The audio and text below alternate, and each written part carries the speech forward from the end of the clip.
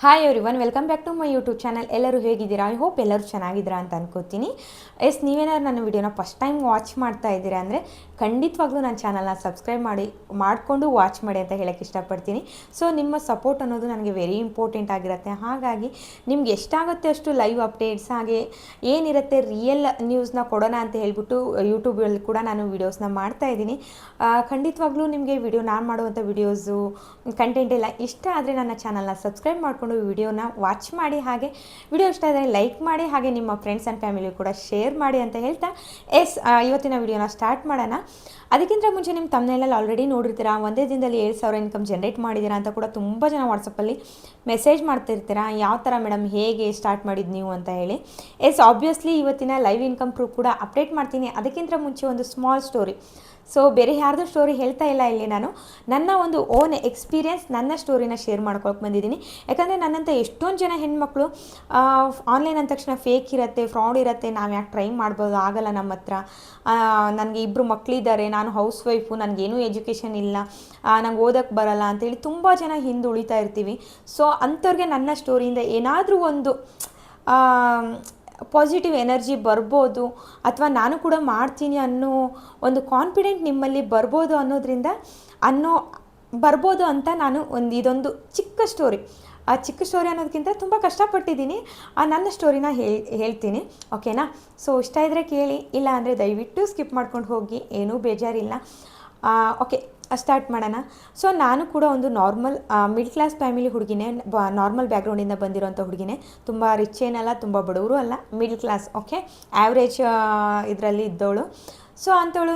ನನ್ನ ಎಜುಕೇಷನ್ ಬಂದು BCom complete ಆಗಿದೆ. ನಾನು BCom ಮಾಡಿ ಆದ ತಕ್ಷಣವೇ BCom ಸೆಕೆಂಡ್ ಇಯರ್ ಇರ್ತಾ ನನಗೆ ಮ್ಯಾರೇಜ್ ಆಯಿತು. 1 ಇಯರ್ ಹಸ್ಬೆಂಡ್ ಮನೆ ಹುಬ್ಳಿಲಿ 1 ಇಯರ್ ಇದ್ದೆ. ಅದಾದಮೇಲೆ ನಮ್ಮ ಹಸ್ಬೆಂಡ್ಗೆ ಜಾಬ್ ಶಿಫ್ಟ್ ಆಯಿತು. ಓಕೆ, ನಾನು ಫೈನಲ್ ಇಯರ್ ಇರ್ತಾ ನಾನು ಬೆಂಗಳೂರಲ್ಲೇ ಎಜುಕೇಷನ್ ಎಲ್ಲ ಮಾಡಿದ್ದು. ಫೈನಲ್ ಇಯರ್ ಇರ್ತಾ ನನ್ನ ಹಸ್ಬೆಂಡ್ಗೆ 1 ವರ್ಷ ಆದಮೇಲೆ ಬೆಂಗಳೂರು ಶಿಫ್ಟ್ ಆಯಿತು ವರ್ಕು. ಸೊ ಆವಾಗ ನಾವು ಬೆಂಗಳೂರು ಶಿಫ್ಟ್ ಆದ್ವಿ, ನಾನು ನನ್ನ ಹಸ್ಬೆಂಡು. ಶಿಫ್ಟ್ ಆದಮೇಲೆ ಹುಬ್ಳಿಲಿ ಹೆಂಗೋ ನಡೀತಾ ಇತ್ತು ಜೀವನ. ಸೊ ಕೂಡು ಕುಟುಂಬ, ನಿಮ್ಗೆಲ್ಲರಿಗೂ ಗೊತ್ತಿರುತ್ತೆ, ಮನೆ ಕೆಲಸ, ಅಡುಗೆ ಮಾಡು, ತಿನ್ನು, ಅಷ್ಟಕ್ಕೆ ಟೈಮ್ ಸಾಕಾಗ್ತಾ ಇರಲ್ಲ. ಇನ್ನು ಹೊರಗಡೆ ಹೋಗಿ ಕೆಲಸ ಮಾಡೋದು ಕನಸಿನ ಮಾತು. ಓಕೆನಾ? ಹಾಗಿದ್ದಾಗ ಒಂಥರ ಚೆನ್ನಾಗಿತ್ತು ಆ ಲೈಫು, ಒಂಥರ ಜಾಯಿಂಟ್ ಫ್ಯಾಮಿಲಿ. ಅದಾದಮೇಲೆ ಬೆಂಗಳೂರು ಬಂದ್ವಿ. ಬೆಂಗಳೂರು ಸಡನ್ನಾಗಿ ಬಂದ ತಕ್ಷಣ ಒಬ್ಬರೇ ಮನೆ ನಡೆಸ್ಕೊಂಡು ಹೋಗೋದು ಎಷ್ಟು ಕಷ್ಟ ಅಂತ ಗೊತ್ತಿರುತ್ತೆ ಬೆಂಗಳೂರಲ್ಲಿ ಯಾರೆಲ್ಲ ಲೈಫ್ ಲೀಡ್ ಮಾಡ್ತಾ ಇದ್ದೀರಾ ಅನ್ನೋದು. ಸೊ ಒಂದೊಂದು ರೂಪಾಯಿಗೂ ತುಂಬ ಕಷ್ಟ ಇರುತ್ತೆ. ಕಷ್ಟಪಟ್ಟರು ಕೂಡ ಅಷ್ಟು ಖರ್ಚೇ ಆಗ್ತಾ ಇರುತ್ತೆ ಬೆಂಗಳೂರಲ್ಲಿ ಅಂತ ತುಂಬ ಜನ. ಬೆಂಗಳೂರು ಅಂದ ತಕ್ಷಣ ತುಂಬ ಖರ್ಚಿರತ್ತಪ್ಪ, ಅಲ್ಲಿ ಎಲ್ಲ ತುಂಬ ಕಾಸ್ಟ್ಲಿ ಅಂತೀರಾ. ಹೌದು, ಆಬ್ವಿಯಸ್ಲಿ ನಾವು ಯಾವ ರೀತಿ ಖರ್ಚು ಮಾಡ್ತೀವಿ, ಯಾವ ರೀತಿ ಸೇವಿಂಗ್ ಮಾಡ್ತೀವಿ, ನಮ್ಮ ಮೇಲೆ ಡಿಪೆಂಡ್ ಆಗಿರುತ್ತೆ. ಬೆಂಗಳೂರು ಊರು ಚೇಂಜ್ ಆದ ತಕ್ಷಣ ಎಲ್ಲದೂ ಚೇಂಜಸ್ ಆಗಲ್ಲ. ಹಾಗಂತ ಒಬ್ಬರೇ ದುಡ್ದು ಮನೆ ಸಂಸಾರ ಎಲ್ಲ ನಿಭಾಯಿಸೋದು ತುಂಬ ಕಷ್ಟ ಆಗುತ್ತೆ ಅಂತ ಹೇಳ್ಬಿಟ್ಟು ನಾನೊಂದು ಡಿಸೈಡ್ ಮಾಡಿದೆ, ಇಲ್ಲ ನಾನು ವರ್ಕ್ಗೆ ಹೋಗ್ತೀನಿ. ಸುಮ್ಮನೆ ಪ್ರೆಗ್ನೆಂಟ್, ನಾನು ಸ್ಟ್ರಾಂಗ್ ಆಗಿದ್ದೆ, ನಾನು ಮೆಂಟಲಿ ತುಂಬ ಸ್ಟ್ರಾಂಗ್ ಇದ್ದೆ. ಅಪ್ಪನೂ ಬೇಡ ಅಂದರು. ಅಮ್ಮನೂ ಏನು ಕೆಲಸಕ್ಕೆಲ್ಲ ಹೋಗೋದು ಅವಶ್ಯಕತೆ ಇಲ್ಲ ಅಂತ ಹೇಳಿದ್ರು. ನನ್ನ ಹಸ್ಬೆಂಡು ಬೇಡ ಅಂದರು. ಮನೇಲಿ ಯಾರಿಗೂ ಇಷ್ಟ ಇರಲಿಲ್ಲ ನಾನು ಕೆಲಸಕ್ಕೆ ಹೋಗೋದು. ಯಾಕಂದರೆ ನಾನು ಹುಟ್ಟಿ ಬೆಳೆದಿದ್ದರಿಂದ ನಾನು ಯಾವತ್ತೂ ಕೆಲಸಕ್ಕೆ ಹೋದವಳೆ ಅಲ್ಲ. ಓಕೆನಾ? ನಾನಾಯಿತು, ನನ್ನ ಪಾಡಾಯಿತು, ನನ್ನ ಖರ್ಚಿಗೆ ಬೇಕಂದರೆ ಅಮ್ಮನ ಹತ್ರ ದುಡ್ಡು ಇಸ್ಕೊತಿದ್ದೆ, ಹಸ್ಬೆಂಡ್ ಹತ್ರ ದುಡ್ಡು ಇಸ್ಕೊತಿದ್ದೆ, ಈ ಥರ ಇದ್ದವಳು. ಸಡನ್ಲಿ ನನಗೆ ಮ್ಯಾರೇಜ್ ಆಗಿ ನಾನು ಪ್ರೆಗ್ನೆಂಟ್ ಆದಾಗ ನನಗೆ ಒಂದು ಜವಾಬ್ದಾರಿ ಹೆಚ್ಚಾಯಿತು.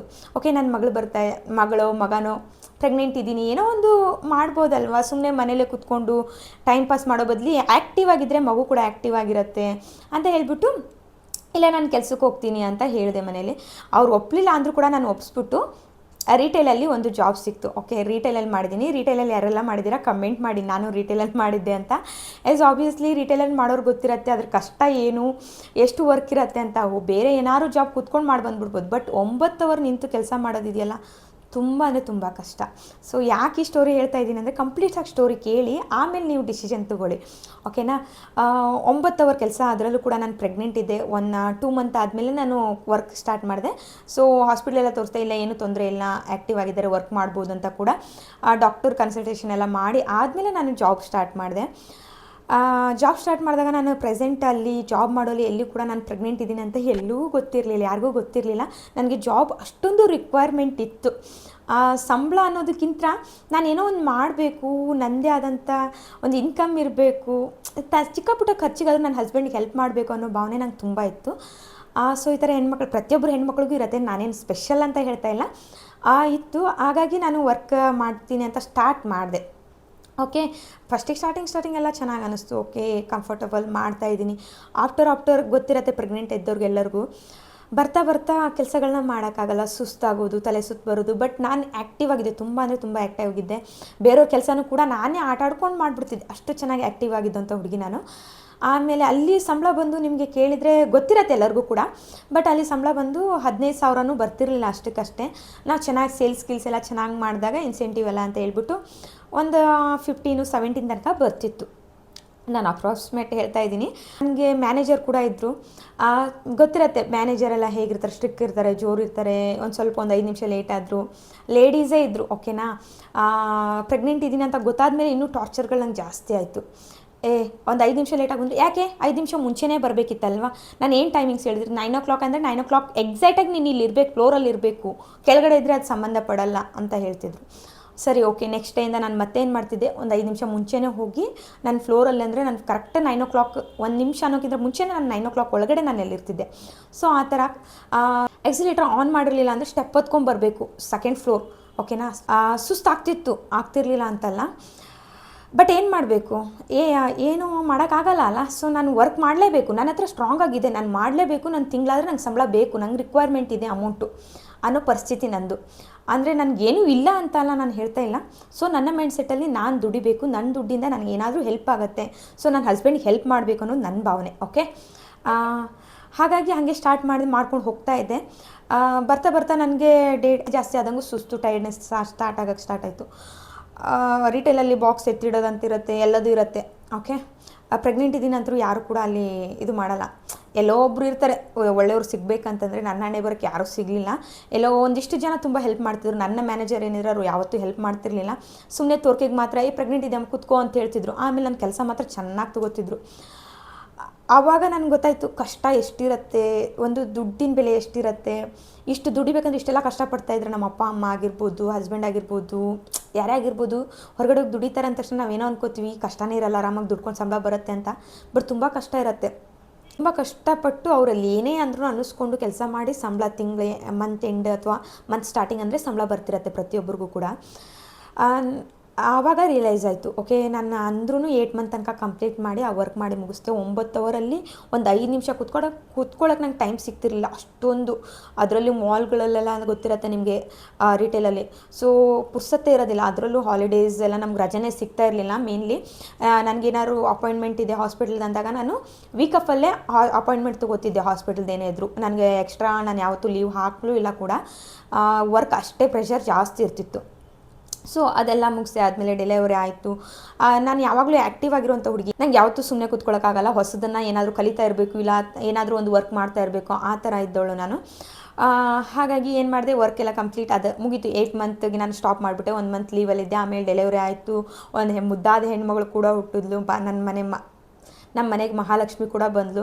ಅದಾದಮೇಲೆ ಇನ್ನೂ ಜವಾಬ್ದಾರಿ ಜಾಸ್ತಿ ಆಯಿತು. ಓಕೆ, ಮಗಳಿದ್ದಾಳೆ. ಸೊ ನಾನು ಏನಾದ್ರು ಮನೆಯಿಂದ ಸ್ಟಾರ್ಟ್ ಮಾಡಬೇಕಲ್ಲ ಅಂತ ಹಿಂಗೆ ಮನೇಲಿ ಒಂದು 6-7 ಮಂತ್. ಓಕೆ. ನಾನು ಫೋನ್ ನೋಡುವಾಗ ಮೊದಲಿಗೆಲ್ಲ ಇನ್ಸ್ಟಾಗ್ರಾಮೆಲ್ಲ ಯೂಸ್ ಮಾಡ್ತಾ ಇರಲಿಲ್ಲ ನಾನು. ಮದುವೆ ಆದಮೇಲೆ ಇನ್ಸ್ಟಾಗ್ರಾಮ್ ಯೂಸ್ ಮಾಡೋದು ಸ್ಟಾರ್ಟ್ ಮಾಡಿದ್ದೆ. ಇವತ್ತೇನು ನಾನು ಕ್ಯಾಮ್ರಾ ಮುಂದೆ ಬಂದು ಮಾತಾಡ್ತಾ ಇದ್ದೀನಿ ಅಂದರೆ ನಿಜವಾಗ್ಲೂ ನನಗೆ ಇಷ್ಟೆಲ್ಲ ಧೈರ್ಯ ಏನೂ ಇರಲಿಲ್ಲ. ನನ್ನ ಎಜುಕೇಷನಲ್ಲಿ ತುಂಬ ಚೆನ್ನಾಗಿದೆ. ಡಿಸ್ಟಿಂಕ್ಷನ್ ಸ್ಟೂಡೆಂಟ್ ಆಗಿರ್ಬೋದು, ಚೆನ್ನಾಗಿ ಹೇಳ್ಕೊಡೋದು, ಲೀಡರ್ಶಿಪ್ ಆಗಿರ್ಬೋದು, ಎಲ್ಲದೂ ಇತ್ತು. ಬಟ್ ನನಗೆ ಸೋಷಿಯಲ್ ಮೀಡಿಯಾ, ಮೊಬೈಲ್ ಯೂಸ್ ಮಾಡೋದು ಯಾವುದೂ ಗೊತ್ತಿರಲಿಲ್ಲ. ನಾನು ಇನ್ಸ್ಟಾಗ್ರಾಮ್ ಎಲ್ಲ ಯೂಸೇ ಮಾಡ್ತಿರ್ಲಿಲ್ಲ ಫಸ್ಟ್ ಆಫ್ ಆಲ್ ಆಗಿ. ಅಮ್ಮ ಸ್ವಲ್ಪ ಸ್ಟ್ರಿಕ್ಕು. ನಾನು ಯಾವುದೇ ರೀತಿ ಆ ಥರ ಸೋಷಿಯಲ್ ಮೀಡಿಯಾದಲ್ಲಿ ಯಾವತ್ತೂ ನನ್ನ ಫ್ರೀಯಾಗಿ ಬಿಟ್ಟಿಲ್ಲ. ರಿಸ್ಟ್ರಿಕ್ಷನ್ ತುಂಬ ಇತ್ತು ನನ್ನ ಮನೆ ಕಡೆಯಿಂದ. ಮದುವೆ ಆದಮೇಲೆ ಹಸ್ಬೆಂಡ್ ಎಲ್ಲ ಇಲ್ಲ ಮಾಡು ನಿನ್ನ ಇಷ್ಟ ಅಂತ ಹೇಳಿ ನನಗೆ ಸಪೋರ್ಟಿವ್ ಆಗಿದ್ದರು. ಅದಾದಮೇಲೆ ಇನ್ಸ್ಟಾಗ್ರಾಮ್ ರೀಲ್ಸ್ ಸ್ಕ್ರೋಲ್ ಮಾಡ್ತಾ ಇರುವಾಗ ನನಗೆ ಈ ಥರದ್ದು ಒಂದು ವೀಡಿಯೋ ಸಿಕ್ತು. ಮನೆಯಿಂದ ಕೂತ್ಕೊಂಡು ಸ್ಕಿಲ್ಸ್ ಕಲ್ತ್ಕೊಂಡು ಈ ರೀತಿ ಸಂಪಾದನೆ ಮಾಡ್ತೀನಿ, ದಿನಕ್ಕೆ 10,000 20,000 ಅಂತ ಹೇಳ್ತಿದ್ರು. ನಾನು ಸ್ವಲ್ಪ ದಿನ ಏನಲ್ಲ, ನನ್ನ ಮಗಳು ಹುಟ್ಟಿದಾಗಿಂದ ನಾನು ಸ್ಟಾರ್ಟ್ ಮಾಡಿದೆ. ಒಂದು 8-9 ಮಂತ್ ತನಕನೂ ಕಂಪ್ಲೀಟ್ ಬರೀ ಅಂಥ ವೀಡಿಯೋಸ್ನ ನೋಡಿದ್ದೀನಿ. ಅದು ನಾವು ಯಾವ ವೀಡಿಯೋಸ್ ನೋಡ್ತಿರ್ತೀವಿ ಅಂಥ ವೀಡಿಯೋಸೇ ನಮಗೆ ರಿಲೇಟೆಡ್ ವೀಡಿಯೋಸೇ ನಮ್ಗೆ ಬರ್ತಾ ಇರ್ತೇವಲ್ವ. ಸೊ ಆ ಥರ ವೀಡಿಯೋಸೇ ಬರ್ತಾಯಿತ್ತು. ಫೈನಲಿ ನಾನು ಡಿಸಿಷನ್ ತೊಗೊಳಕ್ಕೆ 9 ಮಂತ್ ತೊಗೊಂಡೆ. ಬಟ್ ತೊಗೊಂಡು ಆದಮೇಲೆ ನಾನು ಜಾಯ್ನ್ ಆದೆ ಈ ಕಂಪ್ನಿಗೆ, ಬಿಜ್ಕುರ್ಕುಲ್ ಕಂಪ್ನಿಗೆ ಜಾಯ್ನ್ ಆಗಿ ಒಬ್ಬ ಮೆಂಟರ್ ಹತ್ರ ಜಾಯ್ನ್ ಆದೆ. ಅವರು ತುಂಬ ಚೆನ್ನಾಗಿ ಅರ್ನ್ ಮಾಡಿದರು. ಓಕೆ, ಅವ್ರು ಅರ್ನಿಂಗ್ಸ್ ಮಾಡಿದ್ದು ನೋಡಿ ನಾನು ಅಲ್ಲಿ ಜಾಯ್ನ್ ಆದೆ. ಜಾಯ್ನ್ ಆದಮೇಲೆ ಅವರೊಂದಿಷ್ಟು ಬೇಸಿಕ್ ವೀಡಿಯೋಸ್ನ ಕಳಿಸ್ಕೊಟ್ಟಾದ್ಮೇಲೆ ಅವ್ರು ಯಾವತ್ತೂ ನಾನು ಅವ್ರ ಜೊತೆ ಕಾಲಲ್ಲಿ ಮಾತಾಡೇ ಇಲ್ಲ. ಓಕೆ, ಮೆಸೇಜಲ್ಲಿ ಅವ್ರು ಹಾಕೋ ಅರ್ನಿಂಗ್ಸು ಅದನ್ನೆಲ್ಲ ನೋಡ್ಕೊಂಡು ನಾನು ಜಾಯ್ನ್ ಆದೆ. ಓಕೆ, ನಾನು ಇಷ್ಟಾದ್ರು ಅವ್ರು ಅಷ್ಟು ಮಾಡ್ತಾಯಿದ್ದಾರೆ, ನಾನು ಒಂದು 2,000 ಮಾಡ್ಬೋದಲ್ಲ ತಿಂಗಳಿಗೆ ಅಂತ ಹೇಳಿ ಜಾಯ್ನ್ ಆದೆ. ಜಾಯ್ನ್ ಆದಾದಮೇಲೆ ಹೇಗಿತ್ತು ಅಂದರೆ ಅದು ಬೇಸಿಕ್ ವಿಡಿಯೋಸ್. ನನಗೆ ಹಿಂದಿ ಇಂಗ್ಲೀಷ್ ಅಷ್ಟು, ನನಗೆ ಇಂಗ್ಲೀಷ್ ಓಕೆ, ಹಿಂದಿ ನನಗೆ ಅರ್ಥನೇ ಆಗ್ತಾ ಇರಲಿಲ್ಲ. ಎಷ್ಟು ಹಾಕ್ಬಿಟ್ಟಿದ್ದೀನಿ ದುಡ್ಡನ್ನ. ಹಸ್ಬೆಂಡ್ಗೆ ಹೇಳಿದ್ರೆ ಬಿಡು ಬೇಡ, ಬಿಟ್ಬಿಡು, ಏನಾಯಿತು ಆ ಇಶ್ಯೂ, ಯಾಕೆ ಟೆನ್ಷನ್ ತೊಗೋತೀಯಾ, ಏನೋ ಎಲ್ಲೋ ಹೋಗ್ತಿರತ್ತೆ ಎಲ್ಲೋ ಬರ್ತಿರತ್ತೆ, ಬಿಟ್ಬಿಡು, ಯಾಕೆ ಇಷ್ಟೊಂದು ಮೈಂಡ್ ಟೆನ್ಷನ್ ತೊಗೊಂಡು ಡಿಪ್ರೆಷನ್ಗೆ ಹೋದಂಗೆಲ್ಲ ಆಗ್ತಾ ಇದೆಯಾ, ಟೆನ್ಷನ್ ತೊಗೋಬೇಡ, ಆರಾಮಾಗಿರು, ಮಗಳು ನೋಡ್ಕೊಂಡು ಆರಾಮಾಗಿರಪ್ಪ ಅಂತ ಹೇಳಿದ್ರು. ಬಟ್ ನನಗೇನಂದರೆ ನಾನು ಹಾಕಿದ್ದೀನಲ್ಲ ಅಷ್ಟು ದುಡ್ಡಿಗೆ, 15,000 ಸಂಬಳಕ್ಕೆ ನಾನು ಅಷ್ಟೆಲ್ಲ ಕಷ್ಟಪಡ್ತಾಯಿದ್ದೆ. ಇಲ್ಲಿ ಹಾಕಿದ್ದೀನಲ್ಲ, ಯಾಕೆ ನಾನು ವರ್ಕ್ ಮಾಡಬಾರ್ದು ಅಂತ ಹೇಳ್ಬಿಟ್ಟು ಹಸ್ಬೆಂಡ್ ಡ್ಯೂಟಿಗೆ ಹೋದ್ಮೇಲೆ ನಾನು ಏನು ಮಾಡ್ತಿದ್ದೆ, ಮಗಳನ್ನ ಮಲಗಿಸ್ತಿದ್ದೆ. ಆದಮೇಲೆ ನಾನು ಕುತ್ಕೊಂಡು ಏನು ಮಾಡ್ತಿದ್ದೆ, ಅವಳು ಮಲಗಿಸ್ಕೊಂಡೆ ನಾನು ನೋಟ್ಸ್ ಮಾಡ್ತಿದ್ದೆ ಕುತ್ಕೊಂಡು. ನಾನು ಕನ್ನಡ ಮೀಡಿಯಮಲ್ಲಿ ಓದಿರೋದು, ಓಕೆನಾ. ಸೊ ಇಂಗ್ಲೀಷ್ ಅರ್ಥ ಆಗ್ತಿತ್ತು, ಹಿಂದಿ ಅರ್ಥ ಆಗ್ತಾ ಇರಲಿಲ್ಲ ಬಟ್ ನನಗೆ ಗುರಿ ಇತ್ತು, ನಾನು ಕಲೀಲೇಬೇಕು, ನಾನು ದುಡ್ಡು ಹಾಕಿದ್ದೀನಿ, ನಾನು ಲಾಸ್ ಮಾಡ್ಕೊಳ್ಳೋಕೆ ನನಗೆ ಇಷ್ಟ ಇಲ್ಲ ಅಂತ ಹೇಳ್ಬಿಟ್ಟು ಕುತ್ಕೊಂಡು ಲರ್ನ್ ಮಾಡಿ ನೋಟ್ಸ್ ಮಾಡಿಕೊಂಡು ಪ್ರತಿಯೊಂದು ಕಲಿಯೋಕ್ಕೆ ಸ್ಟಾರ್ಟ್ ಮಾಡಿದೆ. 3 ಮಂತ್ಸ್ ಟೈಮ್ ತೊಗೊಂಡಿದ್ದೀನಿ. ನೀವು ಸುಳ್ಳು ನಿಜವಾಗ್ಲೂ ನಂಬ್ತಿರಲ್ಲ ಗೊತ್ತಿಲ್ಲ, ತುಂಬ ಜನ ನನ್ನ ಸ್ಟೂಡೆಂಟ್ಸ್ 1 ಮಂತಲ್ಲೇ ಅರ್ನಿಂಗ್ ಸ್ಟಾರ್ಟ್ ಮಾಡ್ಕೋತೀರಾ, ವಿತಿನ್ 7 ಡೇಸಲ್ಲೆಲ್ಲ ಅರ್ನಿಂಗ್. ಬಟ್ ನಾನು 3 ಮಂತ್ಸ್ ಟೈಮ್ ತೊಗೊಂಡಿದ್ದೀನಿ. ಅರ್ಥ ಮಾಡ್ಕೊಳ್ಳಿ, ಯಾವುದೇ ರೀತಿ ಯಾರ್ದು ಸಪೋರ್ಟ್ ಇರಲಿಲ್ಲ, ಮೆಂಟರಾಗಿ ನನಗೆ ಹೇಳ್ಕೊಡೋಕೆ ಯಾರೂ ಇರಲಿಲ್ಲ. ನೆಕ್ಸ್ಟ್ ಇದು ಮಾಡು, ಇದನ್ನ ಲರ್ನ್ ಮಾಡು ಅಂತ ಯಾರೂ ಹೇಳ್ಕೊಟ್ಟಿಲ್ಲ ನನಗೆ. ಓನ್ ಎಫರ್ಟಿಂದ ಕಷ್ಟಪಟ್ಟು 3 ಮಂತ್ಸ್ ಲರ್ನ್ ಮಾಡಿ, ಸರ್ಟಿಫಿಕೇಟ್ ಎಲ್ಲ ತೊಗೊಂಡು, ಟೆಸ್ಟ್ ಎಲ್ಲ ಕ್ಲಿಯರ್ ಮಾಡಿ, ಇಂಪ್ಲಿಮೆಂಟ್ ಮಾಡೋದು. ಅದರಲ್ಲಿ ನನಗೆ ಇನ್ಸ್ಟಾಗ್ರಾಮಲ್ಲಿ ಕ್ಯಾಮ್ರಾ ಮುಂದೆ ಮಾತಾಡೋಕ್ಕಾಗಿರ್ಬೋದು, ನಾನು ವಿಡಿಯೋಸ್ ಹಾಕೋದಾಗಿರ್ಬೋದು, ಸೊ ನನಗೆ ಇಷ್ಟ ಇರಲಿಲ್ಲ. ಮೊದಲೆಲ್ಲ ಒಂದು ಕಾಲೇಜ್ ಟೈಮಲ್ಲೆಲ್ಲ ಇಂಟ್ರೆಸ್ಟ್ ಇತ್ತು, ಬಟ್ ಅದಾದಮೇಲೆ ನಂಗೆ ಅಷ್ಟೊಂದು ಇಷ್ಟ ಇರಲಿಲ್ಲ ಸೋಷಿಯಲ್ ಮೀಡಿಯಾ ಅಂದರೆ. ನಾನು ಕಂಟೆಂಟ್ ರೈಟಿಂಗ್, ಕಾಪಿ ರೈಟಿಂಗ್ ಅಂತ ಹೇಳಿ ಈ ಒಂದು ಕಂಪ್ನಿಗೆ ಜಾಯ್ನ್ ಆದೆ. ಬಟ್ ನನಗಲ್ಲಿ ಯಾರು ಗೈಡೆನ್ಸ್ ಕೊಡದೇ ಇರೋದ್ರಿಂದ ನಾನು ಏನು ಮಾಡಿದೆ, ಅಫಿಲಿಯೇಟ್ ಮಾರ್ಕೆಟಿಂಗ್ಗೆ ಸ್ಟಾರ್ಟ್ ಮಾಡಿದೆ. ಇಲ್ಲ, ನಾನು ದುಡ್ಡು ಹಾಕಿರೋದು ತೆಗಿಬೇಕಲ್ಲ ಅನ್ನೋದಕ್ಕೆ ಸ್ಟಾರ್ಟ್ ಮಾಡಿದ ಜರ್ನಿ. ಸೊ ಇವಾಗ ನಾನು ಎಷ್ಟು, ನೀವು ಪ್ರತಿಯೊಂದು ನನ್ನ ಅಪ್ಡೇಟ್ಸ್ ನೋಡಿರ್ಬೋದು, ನನ್ನ ಸ್ಟೂಡೆಂಟ್ ರಿಸಲ್ಟ್ ಆಗಿರ್ಬೋದು, ಸ್ಟೂಡೆಂಟ್ ಫೀಡ್ಬ್ಯಾಕ್ ಆಗಿರ್ಬೋದು, ಆ್ಯಂಡ್ ನನ್ನ ಅರ್ನಿಂಗ್ಸ್ ಆಗಿರ್ಬೋದು, ಆ್ಯಂಡ್ ನನ್ನ ಅವಾರ್ಡ್ ತೊಗೊಂಡಿರೋದಾಗಿರ್ಬೋದು, ನನ್ನ ರೆಕಗ್ನೈಜೇಷನ್ ಆಗಿರ್ಬೋದು, ನನ್ನ ವಿಡಿಯೋಸ್ ಆಗಿರ್ಬೋದು, ಯಾವ ಥರ ಬರ್ತಾಯಿದೆ ಅಂದರೆ ನೀವು ನೋಡ್ತಾ ಇರ್ಬೋದು. ಓಕೆ, ಸೊ ನಾನು ಇನ್ನೂ ಪರ್ಫೆಕ್ಟ್ ಅಂತ ನಾನು ಹೇಳ್ಕೊತಾ ಇಲ್ಲ, ಬಟ್ ನಾನು ತುಂಬ ಕಲ್ತಿದ್ದೀನಿ, ಒಂದೊಂದನ್ನು ಅಪ್ಡೇಟ್ ಮಾಡಿದ್ದೀನಿ, ಒಂದೊಂದನ್ನು ಇಂಪ್ಲಿಮೆಂಟ್ ಮಾಡಿದ್ದೀನಿ. ಓಕೆ, ಮನುಷ್ಯ ಯಾವಾಗಲೂ ಒಂದೇ ಥರ ಇರೋಕ್ಕಾಗಲ್ಲ. ಸೊ ನಾನು ಈ ಸೋಷಿಯಲ್ ಮೀಡಿಯಾ ಅಂದರೆ ಇಷ್ಟಪಡ್ದಿತ್ತಿರೋಳು, ಇವತ್ತು ನಾನು ಸೋಷಿಯಲ್ ಮೀಡಿಯಾದಲ್ಲೇ ಇನ್ಕಮ್ನ ಜನ್ರೇಟ್ ಮಾಡ್ತಾಯಿದ್ದೀನಿ, ಸೋಷಿಯಲ್ ಮೀಡಿಯಾದಲ್ಲೇ ವರ್ಕ್ ಮಾಡ್ತಾಯಿದ್ದೀನಿ.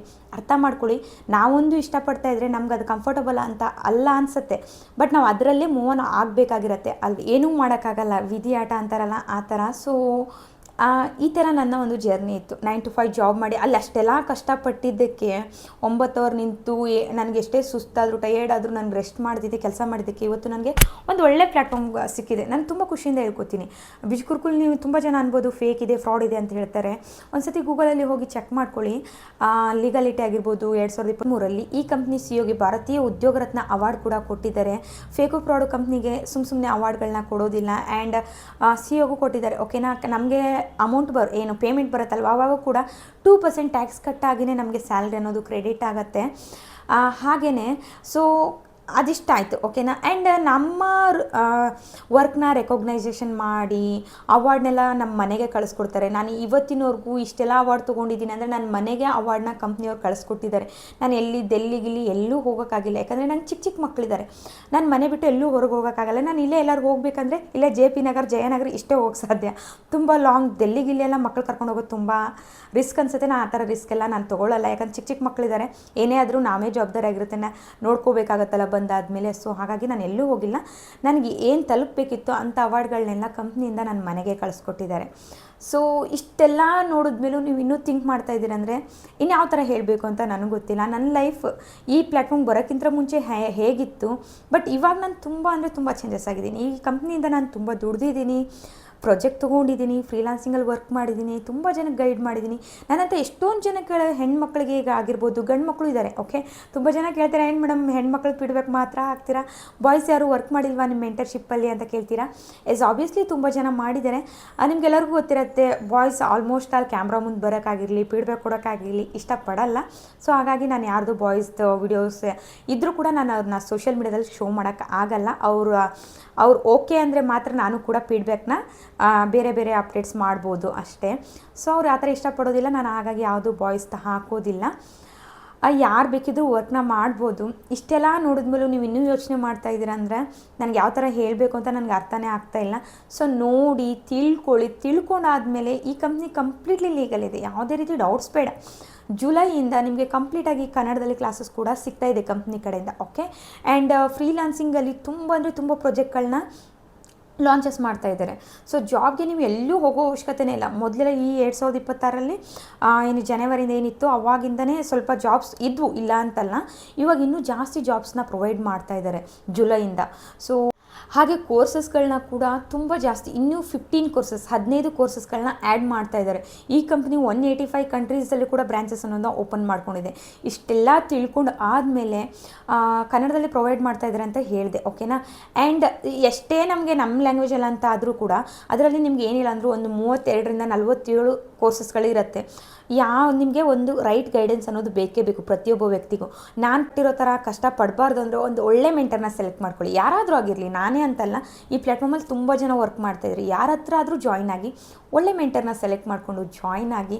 ಯಾಕಂದರೆ ಅವ್ರು ನಿಮಗೆ ಜಾಯ್ನ್ ಆದಮೇಲೆ ಪ್ರತಿಯೊಂದು ಕನ್ನಡದಲ್ಲಿ ಕ್ಲಾಸಸ್ ಆಗಿರ್ಬೋದು, ಕನ್ನಡದ ಕ್ಲಾಸಸ್ ಕಂಪ್ನಿ ಕಡೆಯಿಂದ ಸಿಗ್ತಾ ಇರುತ್ತೆ. ಆ್ಯಂಡ್ ನಿಮಗೆ ಸಪೋರ್ಟ್ ಮಾಡಬೇಕು. ಏನಾದ್ರು ಒಂದು ಅರ್ಥ ಆಗಿಲ್ಲ ಅಂದರೆ, ಮೇಡಮ್ ಇದು ನನಗೆ ಅರ್ಥ ಆಗ್ತಿಲ್ಲ, KYC ಮಾಡೋದು ಹೇಳ್ಕೊಡಿ, ಅಥವಾ ಯಾವ್ದು ಫಸ್ಟ್ ಲರ್ನ್ ಮಾಡಬೇಕಂತ ಕೇಳಿದಾಗ ನಿಮಗೆ ಅವರು ರೆಸ್ಪಾನ್ಸ್ ಮಾಡೋ ಥರ ಇರಬೇಕು. ಅಂಥ ವ್ಯಕ್ತಿನ ಸೆಲೆಕ್ಟ್ ಮಾಡಿಕೊಂಡು ಜಾಯ್ನ್ ಆಗಿ. ನನ್ನ ಹತ್ರನೇ ಜಾಯ್ನ್ ಆಗಿ ಅಂತ ನಾನು ಯಾವತ್ತೂ ಸ್ವಾರ್ಥಿತನದಿಂದ ಹೇಳಿಲ್ಲ, ಇವತ್ತಿನವರೆಗೂ ನಾನು ಹೇಳಿಲ್ಲ. ನನ್ನ ಹತ್ರನೇ ಬಂದು ಜಾಯ್ನ್ ಆಗಿ, ನನ್ನ ಹತ್ರನೇ ಕೇಳಿದ್ರೆ ನನ್ನ ಹತ್ರ ಯಾಕೆ ಜಾಯ್ನ್ ಆಗಿಲ್ಲ ಅಂತ ನಾನು ಯಾವತ್ತೂ ಯಾವ ಸ್ಟೂಡೆಂಟ್ಸ್ಗಳನ್ನೂ ಕೇಳಿಲ್ಲ.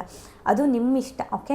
ಸೊ ಒಬ್ಬೊಬ್ರಿಗೆ ಒಬ್ಬೊಬ್ರು ಇಷ್ಟ ಆಗ್ತಾರೆ, ಅಂಥವ್ರ ಹತ್ರ ಹೋಗಿ ಜಾಯ್ನ್ ಆಗ್ತೀರಾ. ಖಂಡಿತ ತುಂಬ ಜನ ಬೆಸ್ಟ್ ಮೆಂಟರ್ಸ್ ಇದ್ದಾರೆ, ನಾನು ಕೂಡ ಇದ್ದೀನಿ. ನನ್ನ ಹತ್ರನೇ ಜಾಯ್ನ್ ಆಗಬೇಕಂತಿದ್ರೆ ಖಂಡಿತವಾಗ್ಲೂ ನನ್ನ ಹತ್ರನೇ ಜಾಯ್ನ್ ಆಗ್ಬೋದು. ಆ್ಯಂಡ್ ಇಲ್ಲ ನಾನು ಬೇರೆ ಹತ್ರ ಜಾಯ್ನ್ ಆಗ್ತೀನಿ, ನಿಮಗೆ ಅವರು ರೆಸ್ಪಾನ್ಸ್ ಮಾಡೋ ಥರ ಇರೋ ವ್ಯಕ್ತಿಗಳ ಹತ್ರ ಹೋಗಿ ಜಾಯ್ನ್ ಆಗಿ ಅಂತ ಹೇಳೋಕ್ಕೆ ಇಷ್ಟಪಡ್ತೀನಿ.